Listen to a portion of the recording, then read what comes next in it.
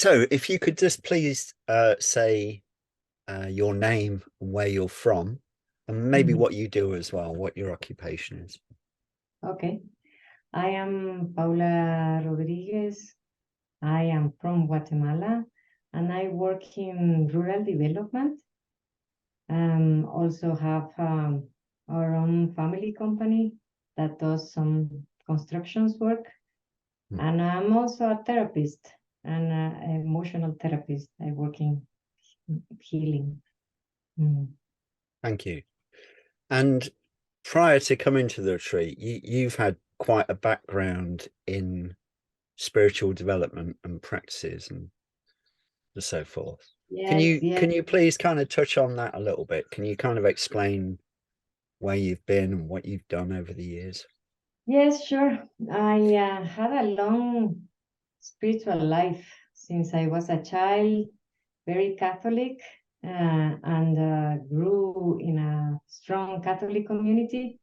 But in when I was 19, I started my journey in India with my guru, Sai Baba, and I was in the Sai Baba's organization till 2020, so 28 years of spirituality within India, and with him, I also lived in his ashram for 2 years, and had a very intense practice according to his teachings. I decided to leave though, because something inside me broke, or something happened in 2017, and I just knew I had to leave. So 2020, I had like the courage to leave, and from then I had a sense of, I was a little lost, like now what should I do? Mm. Yes, thank you. And um, where were you kind of mentally and emotionally and physically before the retreat that you came with us? Yeah. Yes, I was a little, I wouldn't say afraid, but I was not used to be on my own in my spiritual path. So I felt a little insecure of what I was doing or how I was doing it. I continue my practices, like the individual practices, but I had like frequent questioning myself whether I was doing okay, whether I was not just, making a mess of my spiritual life. And um, I wanted to like find my own path, but at the same time was a bit insecure since all my life was within a community and a very specific collective practice. Mm. So I wasn't sad. I wasn't nervous. I was just insecure, I would say. Mm. It was new for me. Yes. Mm. And when did you come on the retreat with us, and how did you hear about it? Yeah, I knew, I have done in the past silent retreat in the Hermitage in San Pablo La Laguna, Titlan Lake, and I was wanting to do something similar, but I couldn't take that long. And then I saw the profile of the retreat, and I said, "Oh, interesting." Though I didn't really know what was about, I knew that there was silence and self-inquiry, and so I was happy with that, though I didn't know the specifics. And I could spend less time than 10 days for a silent retreat, which was really attractive but at the time. Mm. And how long ago was that, Paola? How long? How long? What? Sorry. How long ago did you come? Was it about 2 years ago? Yeah, it was 2021. It was January 2021. I remember very well because I I met my friend Maria Jose, who was also in the retreat, and since then we have been friends, and that's why I remember very well. It was January, not 2021. So that's a little over 2 years ago, isn't it? Maybe 2.5 Yeah. years ago. Yeah. Mhm. Okay. Yeah. Mm. So what was your experience of the retreat? Was it easy? Kind of, Yeah. what was it? I wouldn't say easy because since I didn't know what to expect and I didn't have any expectations, it wasn't that difficult, but it wasn't easy to to to be in the dynamic of the constant questioning between a partner with a partner, and to stay and to be very focused on the eye watching and keep on questioning. So that wasn't truly easy, but I didn't feel it. I didn't feel any desperation or that something bad about it. It's just that, of course, I wasn't used to it and it was too intense. I remember that after the second day, I had my eyes were hurting just by keeping the fixed look at the my companion's eyes, and so it wasn't easy. But at the same time, I didn't feel a burden. I don't know if I made myself clear. It wasn't unpleasant. To a degree that I couldn't bear with it, let's say. Mm. And what was kind of a standout moment? Did you have a breakthrough on the retreat? What Yes. happened? Yeah. Well, as I was mentioning, in 2017, something happened in my mind that I cannot explain fully, but I was in a state of silence of my mind. But I thought at that time I was still in my spiritual organization, and I thought it was, you know, my guru's grace that allowed me to be in such a state. And so I thought that I received it and I had it for a while and that was it. Though I kept on searching for it and trying to look for it. And now in the retreat, what happened was that after all this questioning and trying to express who I was, and asking my partner who I was, the partner of every moment, who are you? Who tell me who you are, and the like, and especially because you ask us not to continue with our spiritual practices. For me, that was tough because I had almost 30 years of doing the same daily meditation. So that was like, I was being not punished, but like, what am I going to do without doing my spiritual practice? I thought, oh no, but I said, I am here now. I need to follow.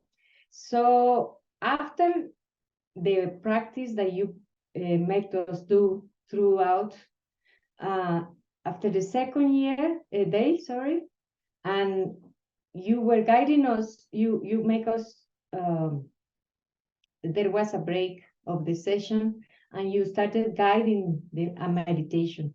And all of a sudden, I felt I had this image of going in a very high speed, as if I was racing a car. And but I was going in a very high speed, but without moving. And when I had this sort of vision, my mind entered again in complete silence, and I was uh, really into bliss and experiencing myself. And from then, it became so pleasant, the dynamic of asking and answering who I was, because I didn't have to do any effort whatsoever. It would come just so spontaneous and so deep and loving. And I stay in that mood, or let's say state, for another 2 weeks after the retreat.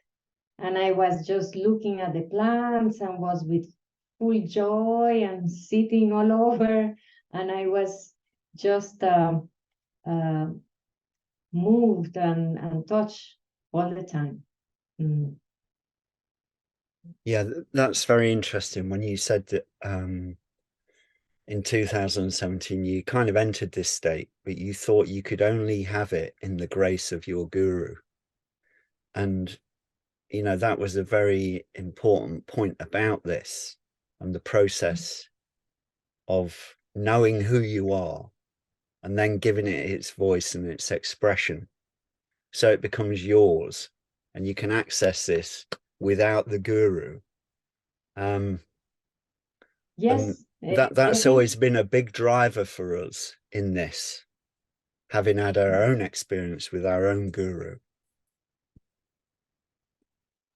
Yes, what I, from then on, for me is so clear that this is who I am and this is my own experience.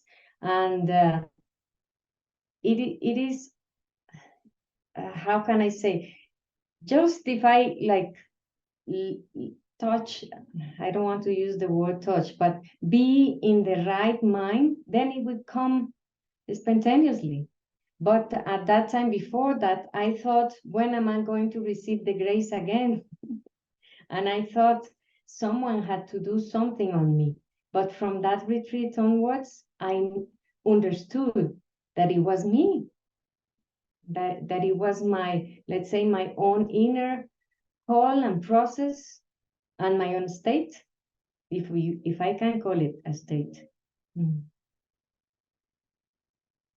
So has this remained something which is accessible to you? I mean, we're 2 years on.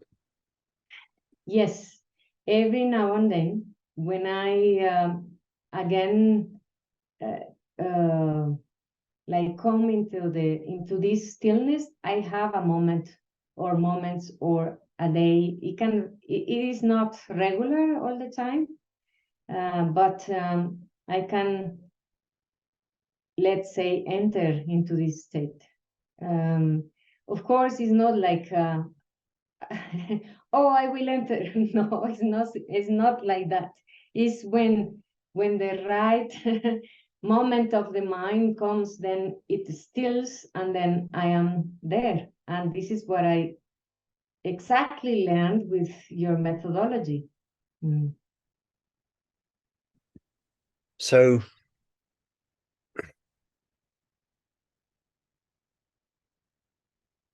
for us, this is the importance of the ongoing dyad groups. So, Mhm. and I know it hasn't worked for you time-wise, but we have two Mhm. groups now. So we have one, so we meet twice a week, so people can reliably access this Mhm. place, and it Mhm. becomes more and more embedded.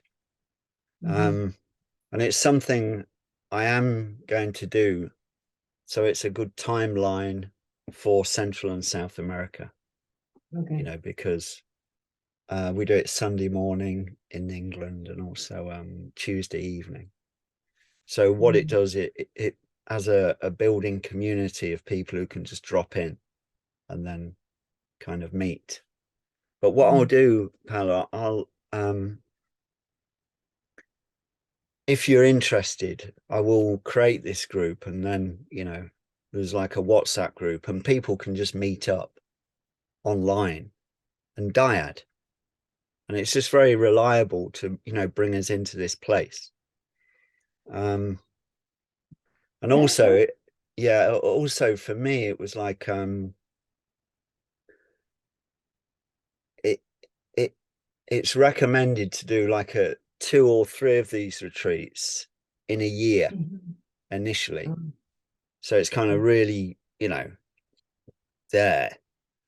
And because I couldn't do one in Guatemala again, I feel like I've let people down in that, because I know that that's kind of the best, the optimum.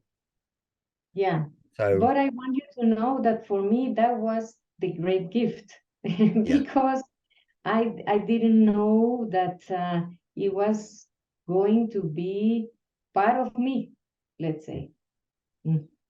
I know that all the process has not been completed, and of course, I am very interested to continue with it.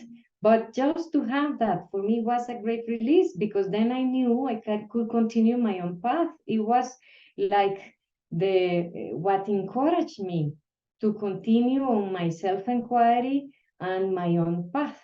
You see, so for me, it was like an unexpected gift that I could really be reinforcing what my previous decisions and feel secure that I could go on, even if it happened. It didn't happen the way it didn't continue the way it's supposed to.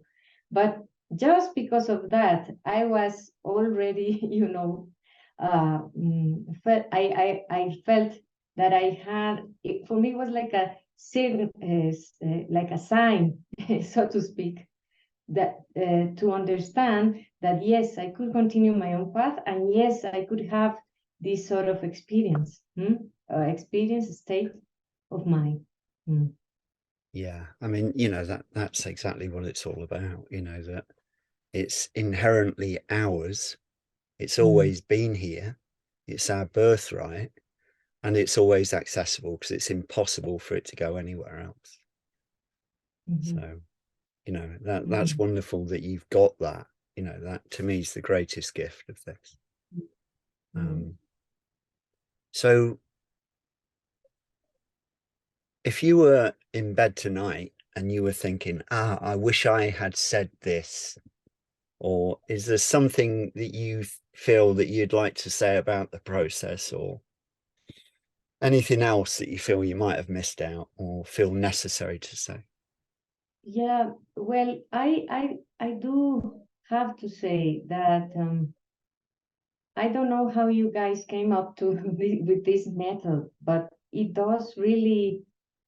It's like a shaking of my mind. It's like I had no choice but to stop, something like that. And for me, it was really rare because, of course, I've done all this meditation about the light and the mantras and chanting the Vedas and singing and the kirtans and all that. No, it's very too. It is based on focusing the mind into a, let's say, God image. And this one made me like, uh, shake my mind in such a way that I couldn't follow, let's say, follow a pattern of my own thinking. And so in itself stopped. So it is like, if if I may, but I know it's not like magic because it just on its own it made my mind stop. And so I think it is I'm sure that there are many of you or some of you that came with this method after so much experiencing and know what it is about. But for me, it was like shaking my mind. Let me enter that. That's why there was another learning out of it, because then I thought it is more important to shake the mind, not to follow the mind, let's say, and to enter in this space where you are not, where I was not following, but like tricking my mind, so to speak. And so I did feel that the method in that regard was very profound, even if it didn't look like. Hmm? It didn't look like what I say is you don't have to do so many hours of meditation, don't lose your concentration, don't fast for 3 days, be in the very dark space, nothing of that. Huh? This is what I mean by that. Because was my practice too. No, in the past I've done so many fasts not sleeping, and things like that. And this just required to be, sitting during the day, which, as I said, not easy. It's not easy. But sit here and ask, tell me who you are, tell me who you are, tell me who you are. The diets, yeah, it is. It has its own power. Mm. Yeah, that's perfect, really. And it is very simple. And we see it as like there's what they call apophatic process of negation. So it's not this, it's not that, and it empties itself. And then over time it runs out of ideas and wears itself out. So the rational mind, the left hemisphere, kind of wears itself out. And it's either through crisis, which you didn't have, or just kind of wearing itself out. And then the right hemisphere, the direct experience, comes to the fore. And it just shuts down. It goes to like a freeze. And then we experience things as they really are. We know our place in this. Because it's experiential. It's not a, 10,000 line stanza. It's just experience. Yeah, Yeah. I understand. I understand what you say. Mm. And that's why I feel so grateful. Because just by that, I felt, I received and I got much more than I could ever imagine. And I was, it blew my mind, really. I mean, it blew my mind. It couldn't fit what I was thinking of the experience at all. So just one more thing. Yes. Tell me who you are.